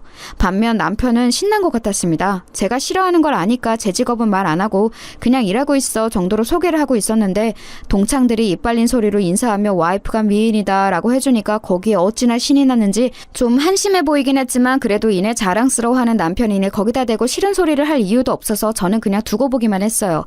저도 좀 까다로운 편이라서 평소에 마음에 안 드는 게 있으면 바로 그 자리에서 말하는 편인데 이 정도면 많이 봐준 거였죠. 어느 정도 인사를 나누고 나니까 진행자가 앞에서 마이크를 들더라고요. 자, 동창 여러분, 오늘 이렇게 호텔에 와서 럭셔리한 모임을 할 수 있었던 이유 궁금하지 않으십니까? 모여선 동창들이 웅성웅성 하더군요. 오늘 고등학교 졸업 후 처음으로 연락이 닿아서 나와준 친구가 있습니다. 이정인 기억하는 친구들 있죠? 이 친구가 저희 동창 모임에 재정적으로 지원해줘서 이렇게 좋은 곳에서 모임을 갖게 되었습니다. 자, 박수! 진행자는 한쪽을 가리키면서 손짓했고 거기에는 어떤 재수없게 생긴 남자 하나가 재수없는 미소를 지으면서 서 있더군요. 동창들은 군중심리인지 와 하면서 박수를 치며 환호했고 그 이정인이라는 동창은 흐뭇하게 웃으면서 화답했어요. 뭐 이따위 호텔 모임 좀 지원해줬다고 무슨 그룹 회장처럼 구나 싶어서 좀 우습기는 했죠. 어찌나 기름기가 더럭더럭 끼었던지 살을 비트며 산유국처럼 기름이 샘솟을 것 같은 인상이더군요. 그런데 제가 검사 생활을 오래 하면서 몇 가지 발달한 게 있었죠. 관상보기와 촉, 관찰력, 그리고 기억력. 저는 그 네 가지가 전부 자극되는 게 느껴져서 그 남자 얼굴을 자세히 살펴봤어요. 어디선가 많이 본 저 재수없는 상판. 그런데 제가 기억하는 그놈 얼굴은 저렇게까지 당당하고 느긋한 얼굴은 아니었죠. 형사들한테 처맞고서 여기저기 얼룩덜룩 멍들어 있고 재판장에 서서 주눅 들었던 모습이었는데 라고까지 생각한 순간 기억이 확실하게 났습니다. 저는 하고 저도 모르게 입을 가렸죠. 남편은 제가 어딘가 아픈 줄 알고 어리둥절한 얼굴로 저를 돌아봤어요. 왜? 어디 안 좋아? 아니야. 아무것도 아니야. 저는 눈살을 찌푸렸어요. 남편이 알아서 좋은 일도 없었고 괜히 이 동창 모임에 평지풍파를 일으킬 이유도 없었으니까요. 제가 맡았던 사건도 아니었던 터라 뭐 직접적으로 저놈이 저를 기억할 일도 없었으니 사실 저만 입을 다물면 아무런 상관없이 지나갈 수 있는 일이었지요. 사실 아예 저 이정인이라는 인간은 아예 저를 알 수가 없었어요. 저도 옆 동료가 사건 맡아서 처리하는 걸 보면서 구경하다가 알게 된 거라서요. 그래서 그냥 좋은 게 좋은 거라고 멀찍이서 보고만 있었죠. 남편도 이상하게 그 이정원이라는 인간한테서는 멀찍이 떨어지려는 게 느껴지더라고요. 원래 남편하고 친한 동창들은 몇 명 없기도 했는데 게다가 그 동창들은 아예 이정원과 다른 부류인 것 같았어요. 친한 사람들끼리 몰려서 같은 테이블로 가서 식사를 시작했죠. 저쪽에서는 그 인간이 다른 동창들하고 시끄럽게 인사를 나누고 있더라고요. 저는 남편한테 슬쩍 물었어요. 저 사람 말이야. 응? 누구? 저 이정인이라는 사람 동창 모임에 처음 나온 거야? 되게 시끄럽게 친구들하고 인사하네. 누가 보면 무슨 이상가족이라도 만난 줄 알겠어. 맞아. 처음 나왔어. 그동안 연락이 아예 안 됐더라고. 동창 회장이 계속 어지간한 애들은 다 전화 돌리고 그랬는데 전혀 뭐가 없었대. 그리고 사실 동창 회장이 쟤한테는 열심히 연락을 안 한 것 같기는 했지만. 남편이 말꼬리를 흐려서 저는 얼른 그 말꼬리를 잡아챘습니다. 왜 열심히 연락 안 했대? 그게 제가 좀 고등학교 때 행실이 안 좋았거든. 일진 같은 거였나? 뭐 그거 비슷한. 박건산이 또 이런다. 제가 사건 경위라도 알아내려는 것처럼 막 코치코치 캐물으니 남편이 웃으면서 고개를 절레절레 흔들더라고요. 조금 머쓱한 기분이 되기는 했죠.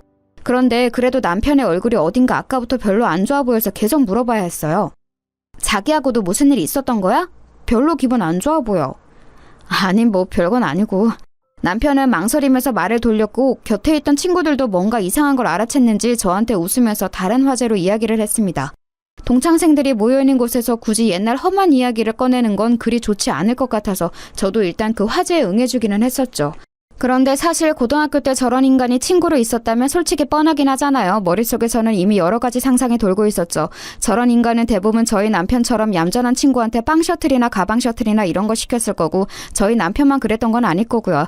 남편이 특별히 트라우마가 있어 보이지는 않고 그냥 기분만 조금 저조해 보일 뿐 친구들도 분위기가 그렇게까지 나쁘지는 않아서 저는 그냥 그 정도였나 보다 생각했어요. 그때 그 이정원이라는 인간하고 이야기를 나누던 남편 친구 한 명이 저희 쪽으로 왔죠. 야, 쟤 요새 사업 좀 크게 하나 본데? 사업? 무슨 사업을 그렇게 한대? 무슨 중견기업 회장님하고 같이 밥도 먹고 하는데 그 회장님이 자기를 너무 좋게 봐서 지금 인맥 쌓아가고 있는 중이라고 막 그러더라고. 와, 그래? 그리고 무슨 국회의원도 자기 굉장히 높게 평가한다고. 아유, 저 새끼 고등학교 때도 그랬지만 입은 잘 털더라. 그 친구는 시끄러웠다면서 귀를 터는 동작을 했지만 부러워하는 모습이었어요. 사실 중견기업이나 국회의원을 끼고서 사업을 시작한다면 꽤 크게 될 확률이 높았죠. 지금도 상당히 돈을 많이 번 모양인데 그게 진짜일지 아닐지는 두고 봐야 알 일이었어요. 저는 검사로 오랜 기간 일하면서 정말 별의별 꼴을 다 봤기 때문에 모든 것을 액면 그대로 볼 수가 없었죠. 게다가 저런 인간은 제가 검사로 있으면서 동료 사건에서 봤던 그 얼굴이라 도저히 좋게 볼 수 없는 건 너무 당연했습니다. 동창회는 동창들과 그 배우자들로 아주 성황이었죠. 저는 홀이 좀 답답해서 바람 좀 쐬고 오겠다고 하고서 로비로 나갔어요. 로비도 그리 넓지는 않았지만 그래도 사람이 적어서 조금 덜 답답했거든요. 호텔 로비 소파에 앉아서 잠깐 쉬고 있는데 그 사이에 담배라도 피러 나갔다 온 건지 그 이정인이라는 놈이 다른 남자 하나와 시끄럽게 떠들면서 들어오더군요. 저는 그냥 모른 척하고 앉아서 핸드폰만 들여다보고 있었어요. 그런데 그 놈이 자기 옆에 있는 남자하고 뭔가 이야기하고서 그 남자를 먼저 들여보내더니 제 쪽으로 오는 거예요. 안녕하세요. 네? 저는 좀 의아해서 그 남자를 쳐다봤어요. 이정인이 제 얼굴을 알 리가 없었거든요. 그런데 그 놈은 제 옆에 있는 소파에 와서 앉더니 씩 웃으면서 제 얼굴을 자세히 들여다보더군요. 솔직히 약간 소름 돋았어요. 그 질 나쁜 사내놈들 특유의 징그러운 눈빛 있잖아요. 흑심 품은 게 뻔히 다 들여다 보이는. 소파도 많은 로비에서 굳이 제 바로 옆에 소파에 앉아서 얼굴을 들이미는데 심지어 담배 냄새가 역해서 견딜 수가 없더군요. 뭐죠? 차가우시네. 미인이라 말 좀 걸어볼까 했더니 순간 저는 정말 이게 미친놈인가 했어요. 슬금슬금 제 손까지 잡으려고 들더군요. 그래서 손을 빼내고서 빤히 그놈을 노려봤더니 머쓱한 채 희죽희죽 웃기만 하더라고요. 아니, 이 로비에 가득한 남자들은 대부분 같은 고등학교 동창생이 당연하고 여자들은 대부분이 그 남자들과 같이 온 배우자나 파트너들인데 그런 여자한테 대놓고 성추행이라도 할 것처럼 덤비다니 너무 징그럽잖아요. 지금 뭐 하시는 거죠? 남자친구하고 왔어요? 아님 혼자? 저기 동창 모임에는 남편이 있어요. 그래요? 나하고 그냥 좀 잠깐 커피나 한잔 마실래요? 내가 별거 아닌 것 같아 보일지 몰라도 돈은 좀 있는 놈인데. 뻐기는 얼굴 꼬라지가 우습게 짝이 없더군요. 검사로 일하면서 사건 관련으로 돈 많다고 쟤는 놈을 얼마나 많이 봤는데 그까지 지금 사업 좀 한다고 어깨에 힘주는 게 얼마나 우스워 보였겠어요. 그리고 그놈이 무슨 짓으로 돈을 벌었는지 잘 아는데요. 빤히 보다가 픽 웃으면서 고개를 돌렸더니 나름 자존심이 상했는지 얼굴이 일그러져서 물러나더군요. 그 다음에는 별말 안 하고 곧장 일어나서 다시 홀로 들어가는 꼬라지를 보자니 정말 근성도 없고 있는 건 그저 더러운 짓 할 줄 아는 더러운 성격밖에 없구나 싶었습니다. 사실 그때 동료 검사가 처리하던 사건이 아주 별로인 건이었거든요. 제가 한 20 후반쯤이었을 겁니다. 결혼 직전이었던 것으로 기억하는데 당시 저한테 좀 버거운 건이 떨어졌어요. 어느 중견기업 회장님이 얽혔던 사건이었는데 그때 제가 좀 적극적으로 처리를 하면서 잘 마무리가 되었거든요. 누명도 벗으시고 그 사건이 워낙 힘들었던 터라 제가 좀 쉬겠다고 선배한테 막 땡강을 부리고서 막무가내로 쉬었던 적이 며칠 있었어요. 그런데 며칠 쉬는 것도 쉬어본 사람이 잘 늘지 이상하게 좀이 쑤시더라고요. 그래서 동기였던 동료 검사한테 가서 옆에서 사건 처리하는 것을 도와줬었죠. 사건 파일들도 막 읽어보고요. 근데 그때 동료 검사가 처리하고 있던 게 저 인간이 얽힌 사건이었습니다. 조폭 출신인데 뭐 대단한 조직도 아니었어요. 대가리는 당연히 따로 있어서 거기에 대한 수사가 중점적으로 이루어졌는데 잡힌 건 정작 잔챙이들이었던 거였죠. 이정인 저 인간이 그중에서도 아주 지저분하고 질이 나빴어요. 성매매 업소 운영을 하면서 심지어 그 불법 업소에서 손님으로 온 남자들 등까지 처먹으면서 사기로 돈을 2배씩 벌던 놈이었죠. 업소에 손님을 받겠다고 약속받아 불러내고서는 미성년자를 내놔서 그걸로 손님한테 협박을 하든가 아니면 아가씨 없이 그냥 빈 오피스텔로 불러들여서 몇 대 패고서 돈만 갈취하고 돌려보낸다든가 심지어 업소 아가씨들은 일을 2배로 뛰게 하면서 정작 돈은 조금도 주지 않고 오히려 빚만 집어서 흉한 일도 일어나고 했던 그런 인간이었어요.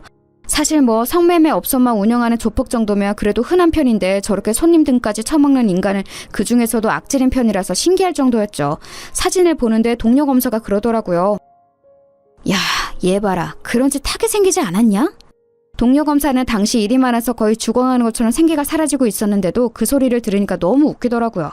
아니 근데 정말 그런 짓 하게 생긴 놈이기는 했어요. 왜 문신 잔뜩 있고 기름기 엄청 많은 타입 있잖아요. 쟤는 진짜 잔잔바리로 지저분한 짓은 혼자 다 했더라. 일순월이 시장에서 하면서 돈 못 갚은 사람도 괴롭히고 다니는 잔챙이 짓도 지가 하고 무슨 노래방 도우미들 수급하는 짓도 지가 하고 도우미들하고 놀던 남자들 사진 찍어서 협박도 하고 하여간 상상할 수 있는 모든 등신 같은 짓을 지가 혼자 다 하고 다녔어. 돈 욕심이 많은지 그러고서 돈은 지가 다 먹어서 밑에 해바리들이 제일 싫어 죽으려고 하더라. 형님 취급도 안 하고 싶어해.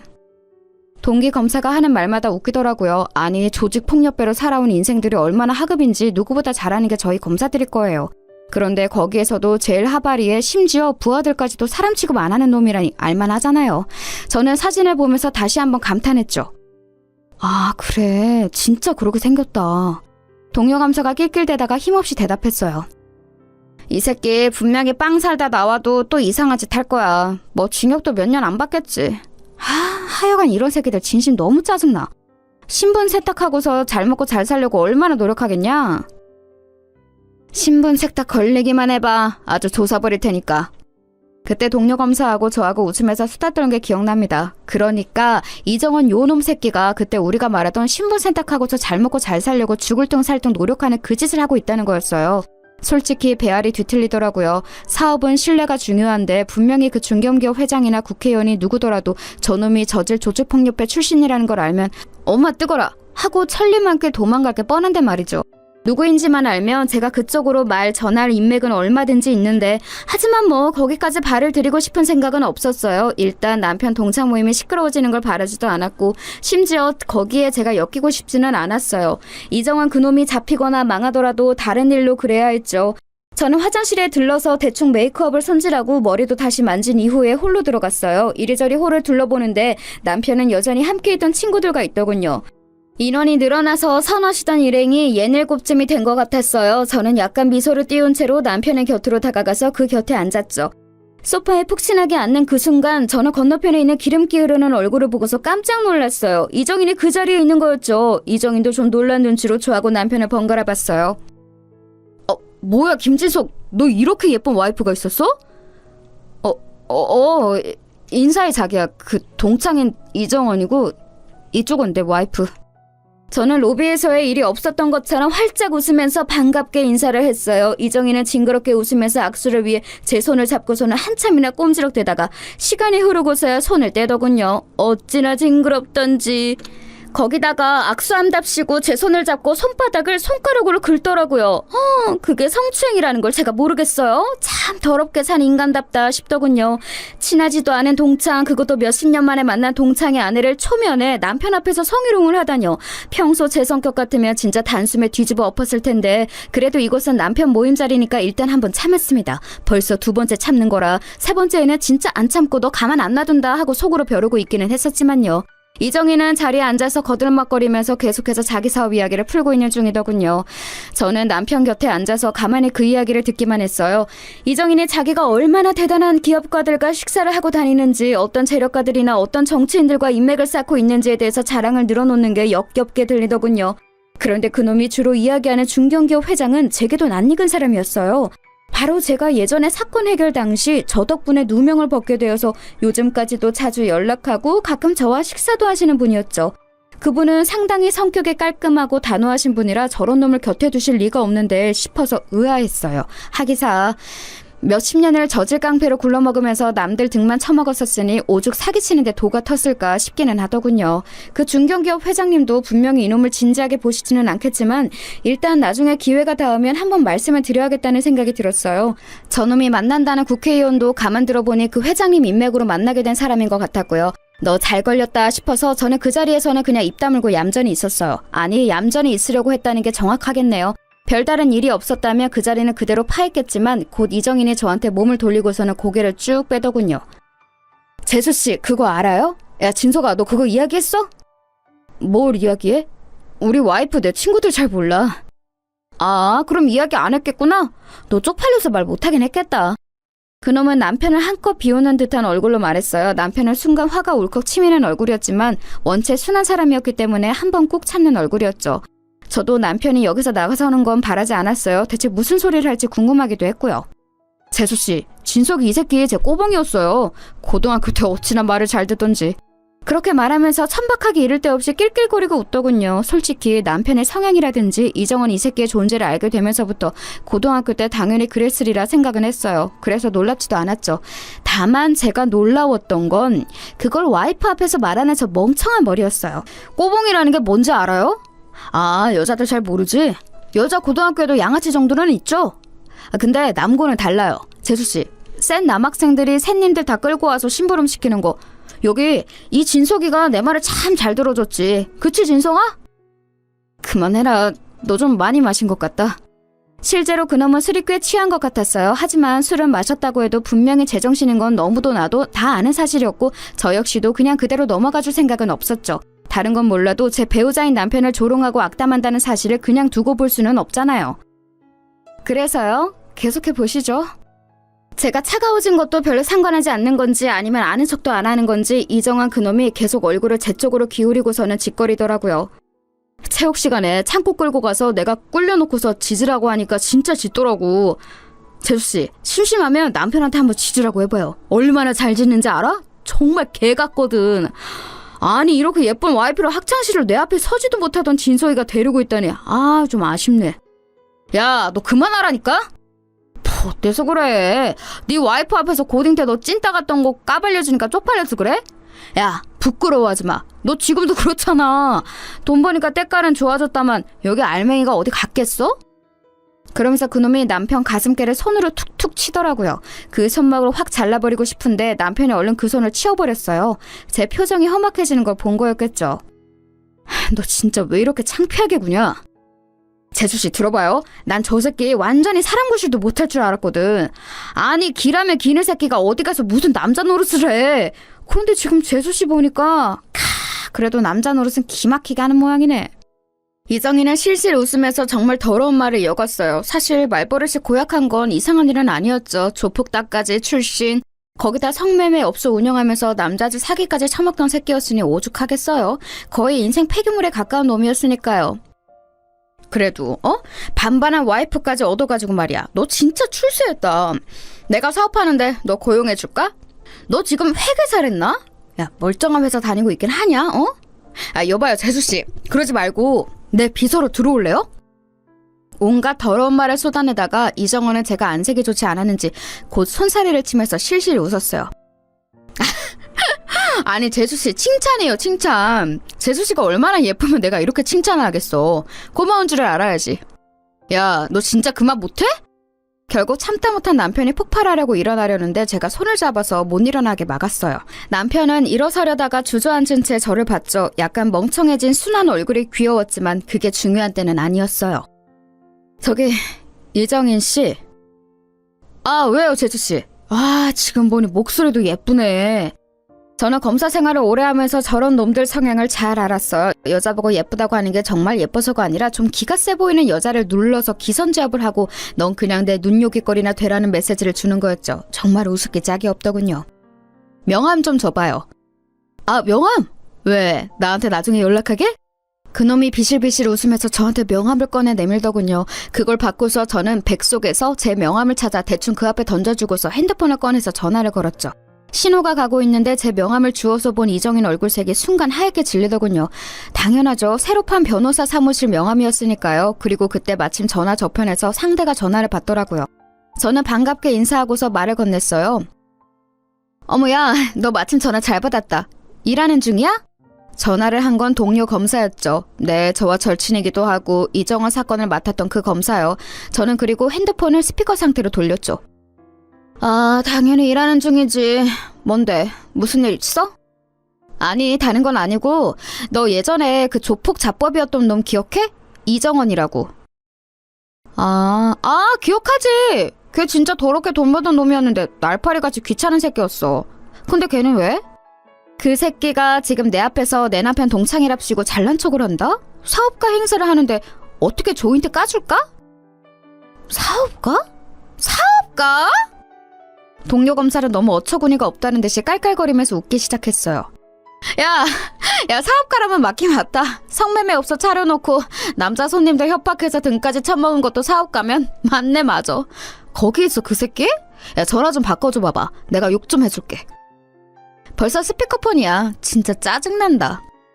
저와 동기인 동료 검사가 깔깔대고 웃으니 이정인의 얼굴은 하얗다못해 새파랗게 질리기 시작했습니다.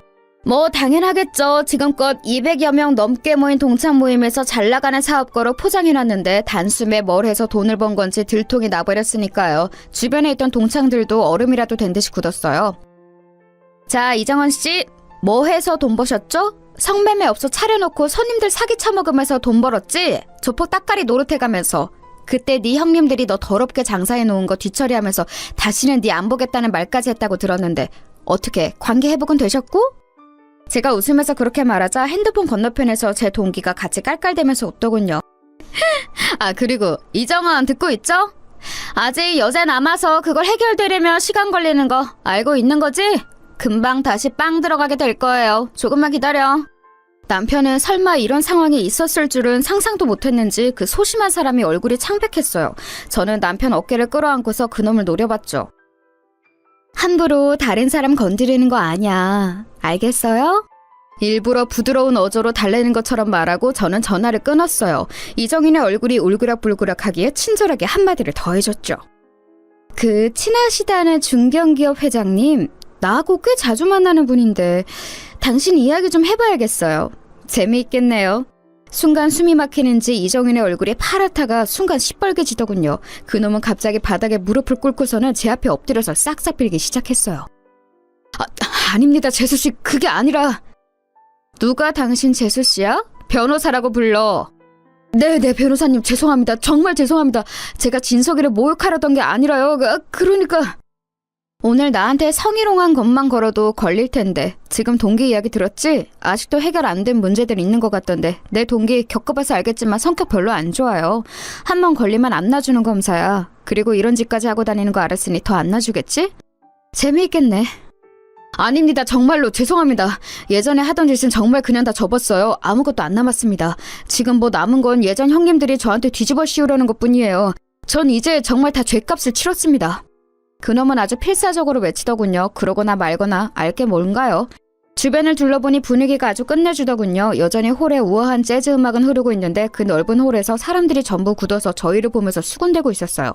호텔의 서버와 직원들도 멀쩡한 척 움직이고는 있는데 시선이 전부 저희한테 와 있다는 게 당연히 노골적으로 느껴졌죠. 하지만 뭐 제가 잘못한 것도 아니고 범죄자 하나가 멀쩡한 사람들 노는 곳에 끼어들어와 깽판 놓으려다가 잘못 걸린 건데요 뭐. 주변이 다 멈춰서서 분위기가 어수선한데 사실 뭘 먹을 기분도 아니고 괜히 남편만 민망해질 것 같아서 저는 그냥 남편을 끌고 일어섰어요. 그럼 이정인 씨 알아서 잘 수습하시고 저는 이만 저희 남편 데리고 가볼게요.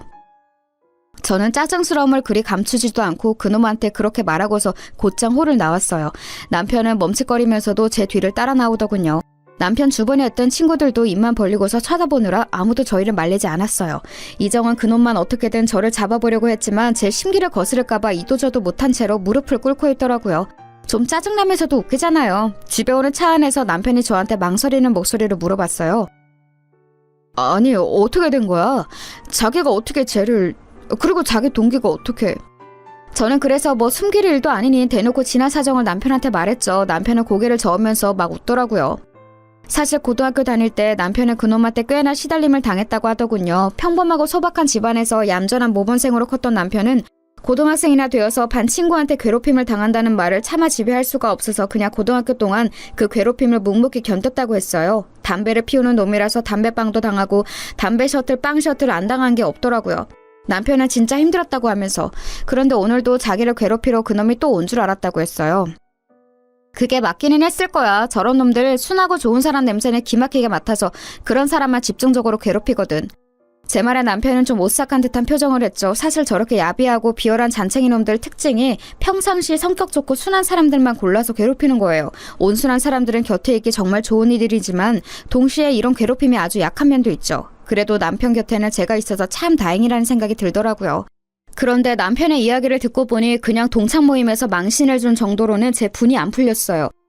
거의 왕따에 가깝게 몰고 학교폭력의 모든 종류의 괴롭힘을 다 당했던 것 같은데 그걸 그냥 두고 볼 수는 없지 않겠어요? 이정은 그놈도 아마 그래서 저한테 무릎까지 꿇었던 걸 거예요. 제가 그냥 이걸 뒤끝없이 끝낼 리가 없다는 걸 본능적으로 알았던 거였겠죠. 다음날 저는 일단 알고 지내던 그 친한 중견기업 회장님께 전화를 걸었어요. 대뜸 그 이정은 이야기를 꺼냈더니 그 친구 알고 있다면서 말씀을 하시더라고요. 그래서 제가 그놈이 이러저러한 놈이고 과거에 제 동료 검사가 잡았던 조직폭력배 잔챙이 놈이라는 말씀까지 드렸어요. 그랬더니 회장님이 깜짝 놀라시더군요. 아니, 난 정말 건실한 사람인 줄 알았네. 작은 사업을 한다기에 한번 투자를 해볼까 하고 있었는데. 사기꾼의 조폭이에요. 절대 엮이시면 안 되는 놈이죠. 회장님은 알았다면서 몰랐으면 큰일 날 뻔했다고 한숨을 쉬셨어요. 왜 주변 사람들이 그런 사기꾼을 못 걸러냈나 했더니 이놈이 회장님이 골프를 치고서 그 이후 소박한 식당에서 술 한잔을 즐기신다는 걸 이용했더라고요. 골프 후에 조금 피곤도 하고 취기도 있는 상태에서 남모르는 식당 사람들과 한담 나누시기를 즐기시는데 그걸 이용해서 자기도 평범한 사업가이냐 골프를 치고 온 사람이냐 식당으로 가서 접근한 거였죠. 한참 회장님과 이야기를 나누다 보니 이놈이 아예 작정하고 접근했다는 사실을 알 수 있었어요. 식당에서 만나서 적당히 이야기 나누는 사이인 사업가를 주변 사람들이 그렇게 작정하고 신변을 알아보지는 않았겠죠. 당연히 그저 소박한 술 상대 정도로 생각하셨을 거고요. 회장님은 자기 인맥으로 소개해줬던 의원에게도 말을 전하겠다면서 전화를 끊었어요. 저는 거기에서 그치지 않고 동료 검사한테 다시 전화를 넣었죠. 법조계에 있는 사람들이 가지는 가장 큰 자산이 뭐냐고 물으신다면 저는 물론 다른 지식이나 경험도 있지만 무엇보다 인맥을 가장 먼저 꼽을 거예요. 그만큼 동기들은 서로의 일을 자기 일처럼 도와주거나 나서주고는 했었죠. 동료 검사한테 전화하니까 너무 반가워하더라고요. 그 새끼 지금 좀 이잡듯이 뒤지고 있다고 빵 다녀와서 대체 뭘 한 건지 사업가인 척 여기저기 많이 뿌려놓은 것 같다면서요. 동기가 맡고 있는 사건 중 그놈 관련한 게 있었는데 그것 때문에 형사님하고 어지간히 이야기를 많이 나누는 것 같았어요. 원래 좀 후순위로 밀릴 사건이었는데 저하고 나눈 통화 때문에 확 순위가 당겨진 거였죠. 그래서 일단 제가 파악한 회장님하고의 관계도 걔한테 알려주고 전화를 끊었죠. 며칠 뒤 남편이 머뭇거리면서 저한테 말하더라고요. 자기야 혹시 이정원 걔하고 관련해서 자기가 뭔가 한 거 있어? 아니 별다른 거 한 거 없는데 왜? 아니 그 녀석이 갑자기 나한테 전화를 해서 네 와이프 뭐하고 다니는 거냐고 소리를 지르길래. 아하 소리를 질렀어? 간이 배밖에 나왔네. 그때쯤에는 슬슬 진짜로 열이 받더라고요. 저한테는 대놓고 건방지게 못 굴면서 순하디 순한 남편한테만 전화해서 소리를 질렀다 이거였죠. 게다가 무슨 지네 형님들이 어쩌고 이래가지고 걔 조폭이었다며. 혹시 자기 위험할까봐 걱정되어서. 남편이 걱정스럽게 말했어요. 저는 그 말에 빵 갔다가 나와서 요놈이 다시 그 조폭에 붙었구나 싶더라고요. 조직폭력배들이라도 언제나 일 처리해줄 잔챙이들은 필요한 법이라서 쓰고 버릴 용도로 데리고 있는 애들이 있거든요. 결국 저는 그날 아예 동료 검사네 사무실로 가서 의논을 했어요. 형사님까지 불러다가 같이 이야기했더니 형사님도 그놈 주변에 지금 또 조폭 무리들이 슬슬 보이고 있다는 사실을 알더라고요. 그래서 그놈이 그 회장님한테 이야기했다는 사업 상세 사항을 회장님한테 다시 전화해서 전달받고 그걸 토대로 해서 수사에 도움이 될 만한 정보들을 많이 정리했죠. 결과는 뭐 간단했어요. 알아봤더니 겉으로는 깨끗한 척 법인을 세워서 사업하는 것처럼 하고 뒤로는 조폭 사업을 벌이려고 했더라고요. 그 회장님한테는 다른 업종인 척하고 투자를 받으려고 했고 국회의원과 인맥을 만들어서 뭔가 하려고 했었나 봐요. 그렇게 거대한 조폭 패거리는 되지 못해서 아직 기반이 없었기에 이제 막 만들려고 했던 거죠. 걔네들도 멍청하지. 그 일을 이정원같이 멍청하고 나대는 놈한테 맡기면 어쩌나요? 좌우간 성매매 업소하고 도박 업장까지 차려놓은 걸 덮쳐서 형사님이 아주 뿌듯해하셨어요. 동료 검사 역시도 신나게 사건 처리를 해서 엄청 세게 구형했고 재판부에서도 인정해 주었죠. 일이 진행되는 동안 남편은 엄청나게 불안해했어요. 사실 그동안 제가 검사 일을 하면서 거친 범죄자들하고 마주하는 경우가 많아서 남편이 힘들어했는데 변호사 개업하면서 그런 일은 없겠거니 했거든요. 하지만 또 이런 일이 생기니 남편이 많이 마음고생을 했죠. 그래도 나름 속전속결로 일이 끝났고 결국 그 잘난 척하던 이정원 씨는 사업가인 척하던 일을 접고서 다시 빵에 들어가야 했어요. 덩달아 같이 엮인 조폭 형님들까지도 굴비 두릅처럼 같이 엮어 잡혀서 들어가게 되었죠. 일부러 동료 검사와 형사님이 같이 이 모든 일의 시초가 이정원이라는 사실을 그 조폭 패거리들한테 흘려서 아마 감옥에서 나와도 제가 아니라 그 형님들을 걱정해야 할 거였어요.